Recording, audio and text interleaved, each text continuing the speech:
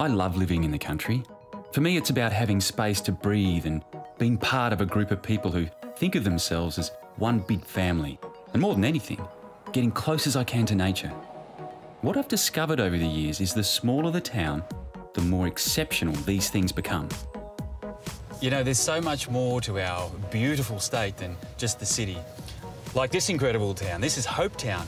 In fact, it's the gateway to the Fitzgerald National Park. The town was established in 1900 to service the Phillips River mining district. And depending on how many workers the nickel mine is employing at the time, the population hovers around the 500 mark. One thing that always gets me is the number of cafes that are in this town.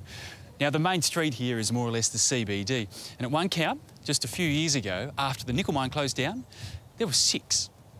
There was a very good chance you'd get a coffee if you were one of the 500 locals. But what I really want to show you is what people who live here have right on their doorstep. It's the Fitzgerald River National Park. Talk about the lucky country. Now, a lot's been happening in this magnificent park over the past few years.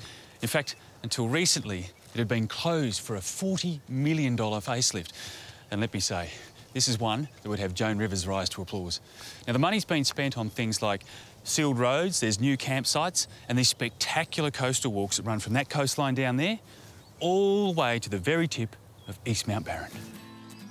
The park itself covers more than 300,000 hectares, and I'm not exaggerating when I say it's one of the most botanically significant national parks in Australia.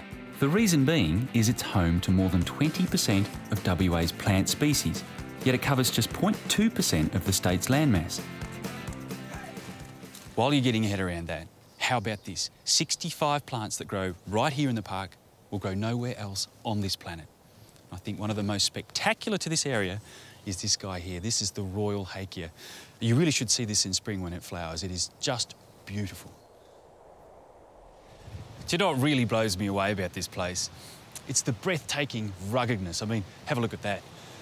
To think it's just 600 k's southeast of Perth along one of WA's great drives. You know what this would be good for? It's the perfect long weekender. The Great Escape.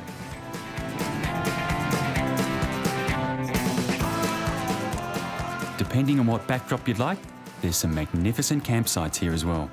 But before you visit, have a look at the guide on our Destination WA website.